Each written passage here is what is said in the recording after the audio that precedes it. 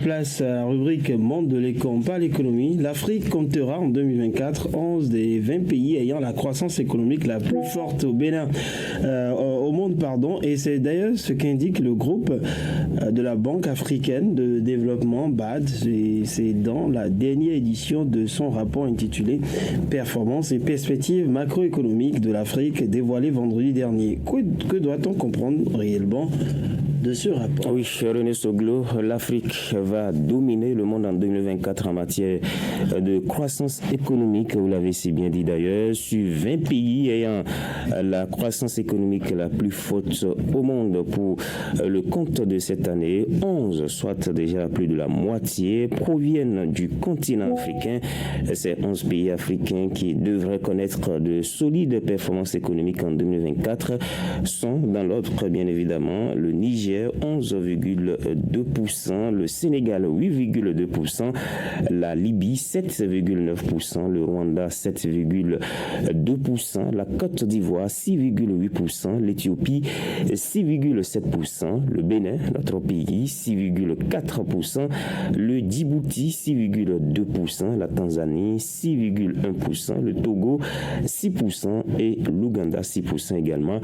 La croissance du produit intérieur brut, le PIB réel du continent, devrait s'établir en moyenne à 3,8%, je voudrais dire, cette année, et 4,2% en 2025, des chiffres supérieurs aux moyennes mondiales estimées à 2,9% et 3,2% selon le rapport de la BAD. L'Afrique devrait rester la deuxième région connaissant la croissance la plus forte après l'Asie. Il faut dire, malgré un environnement économique mondial et régional difficile, 15 pays africains ont enregistré une croissance de leur production de plus de 5%, a déclaré le président du groupe de la Banque africaine de développement, Akinwumi Adesina, appelant à des pools de financement plus importants et à plusieurs interventions politiques pour stimuler davantage la croissance du continent. En clair, l'année 2024 est une très bonne année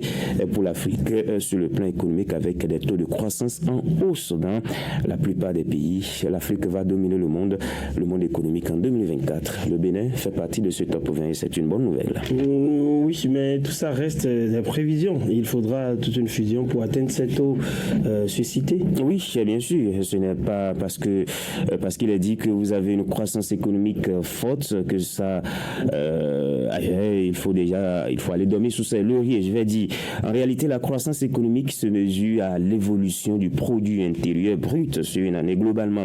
Et le produit intérieur brut n'est rien d'autre que l'ensemble de la richesse produite dans un pays au cours d'une année. Et si nous prenons l'exemple du Bénin, c'est tout ce que les résidents, qu'ils soient béninois, nigériens, burkinabés, togolais, français, américains, asiatiques, tout ça, ont produit comme richesse au cours d'une année donnée, qu'ils soient également du privé comme du public. Tous ceux-là qui sont au Bénin, tout ce qu'ils ont produit comme richesse, c'est ça qu'on comptabilise au cours d'une année donnée. Par exemple, si en 2023 on a produit 100 francs comme un produit intérieur brut et que cette année 2024 on se retrouve à 110 francs par exemple comme richesse produite, eh bien on aura ainsi réalisé 10% de taux de croissance économique.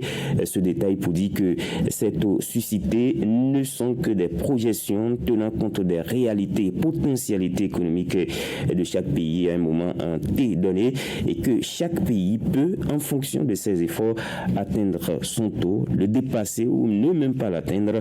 À tout ceci, il faut aussi tenir compte des conjonctures économiques et certains chocs exogènes qu'on ne voit souvent pas venir et qui peuvent chambouler tous les plans. On connaît la situation dans la sous-région, la fermeture des frontières, la crise au niveau des États de l'AES qui veulent quitter la CEDEAO, qui ont même quitté la CEDEAO si on peut le dire ainsi, les guerres à travers le Moyen-Orient et en Ukraine. Tout ça touche souvent l'économie mondiale et cela peut avoir des impacts dans un pays selon que chaque pays ait pris des dispositions pour faire face à ces impacts-là.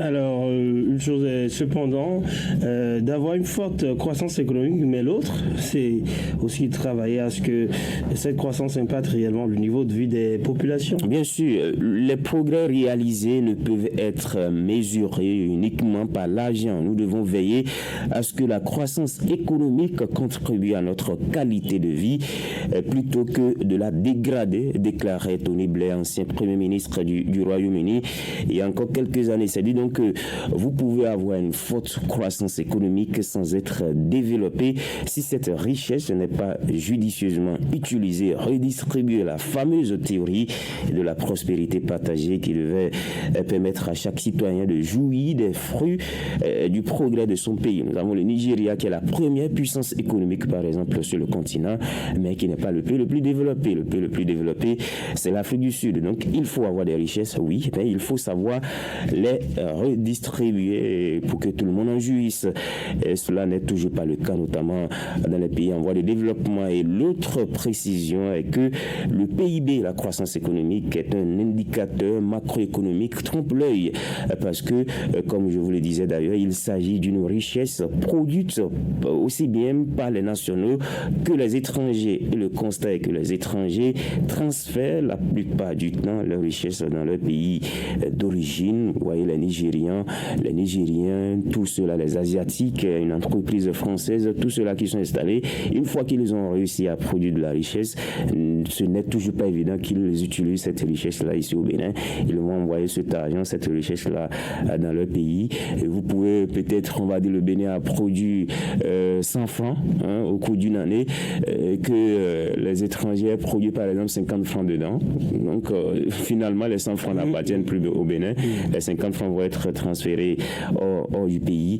Donc c'est bien d'avoir une forte croissance, c'est bien ces prévisions-là qui sont annoncées pour l'année 2024 pour nos pays africains, pour le Bénin en particulier, qui va réaliser un taux de croissance de 6,4%. C'est important de le dire. Le Niger, par exemple, est à deux chiffres, 11,2%, malgré la crise dans ce pays-là. Le Niger est devant des pays comme la Côte d'Ivoire, le Sénégal, le Bénin, le Togo et bien d'autres. C'est très important de le préciser, mais ça reste que des chiffres, ça reste que de la richesse brute. Il faut travailler sur le terrain et maintenant réussir à atteindre ce niveau-là, pourquoi pas le dépasser et redistribuer cette richesse-là pour que tout le pays puisse réellement jouir. Allez, 7h50, merci à vous Jacques Degué. Une petite pause pour installer Raoul Steve Goumkong.